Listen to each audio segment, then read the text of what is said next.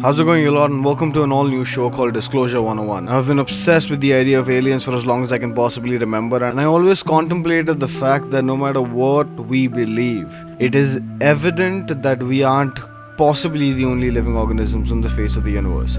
Considering the sheer volume and the sheer size of things, and considering the abundance of evidence out there, we are standing in a place today where it's about a matter of time until we officially either come across or are told that yes, aliens do exist.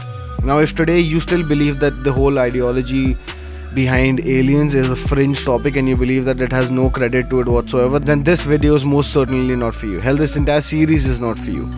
What we're going to be talking about in this series is entirely one thing and one thing only, and that is the fact that evidence about aliens have existed for as long as you go back to check. We are all aware of the fact that the Pentagon put out these UFO files, right? And the official statement that was put out with this was, after a thorough review, that the authorized releases of these unclassified videos do not reveal any sensitive capabilities or systems, and does not impinge on any subsequent investigations of military airspace incursions by unidentified aerial phenomena. So UAP, as they call it, unidentified aerial phenomena, are officially UFOs.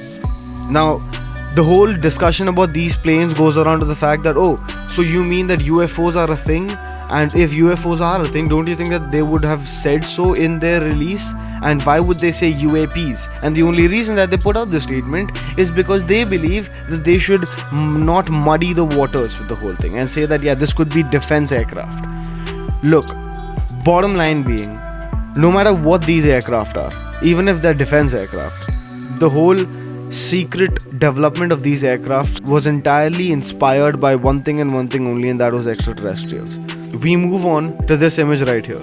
Now, this image right here seems like all of the right moves, all of the right bells and whistles for a UFO. And then there was the whole Area 51 raid, where people made a mockery out of it, and was the best time on the face of the globe to potentially say that, yeah, you know what, makes no sense. It's just rubbish, just like it always was. But these lock-on target videos that we have from military-grade jet fighters that lock onto these targets and then sustain that lock, and the amount of sheer joy that you can hear coming from them being able to lock on, because it's not easy to lock onto a flying object that is moving way faster than you can comprehend. The ability of these flying objects to just change direction on a whim, the way that they slice through the air, there's a lot. But what we also don't understand is that if there have been so many incursions with UFOs, why haven't we come across a point wherein they turn hostile? Well, there have been numerous instances in the face of the globe when it comes to things like that in the past. There was the Battle of Los Angeles being one of the biggest examples of the government believing that they were under attack. There have been numerous instances like this across the globe, but isolated. Why? Because we're talking about an extraterrestrial entity that is not bound by borders. We are still looking at it and thinking of it in constraints that make no sense. Like this video that was put out by the Denver channel. We look at this camera footage and we see some kind of weird alien looking thing walking out. Now 90% of us don't understand that this is 99% fake. 90% of us believe that, yeah, this is what aliens look like. They go around spreading this message, spreading this video, and what does that do for people who are actually seeking disclosure? That just muddies the waters.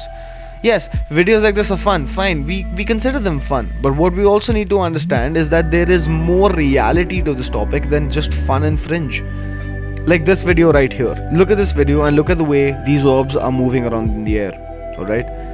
Now, what if I told you that this exact same movement was recorded way back in the day? As a matter of fact, people said that no, this was just a weather balloon, this was just a weather phenomena, this was just flares, for lack of a better explanation.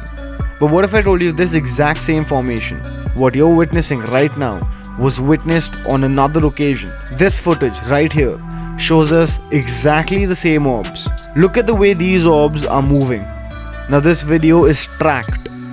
The person who is shooting understands the fact that these objects are moving across the sky, and he is panning accordingly. Now this part of the video shows numerous such orbs. What we understand now by looking at this is not an isolated incident by any speck of the imagination. Numerous orbs in no formation, yet orbs that now suddenly take formation. If you're telling me that these were flares, I would have understood by them just having a sheer line falling down to the earth. But then, all three of these orbs coming together, there's ample amount of disinformation out there.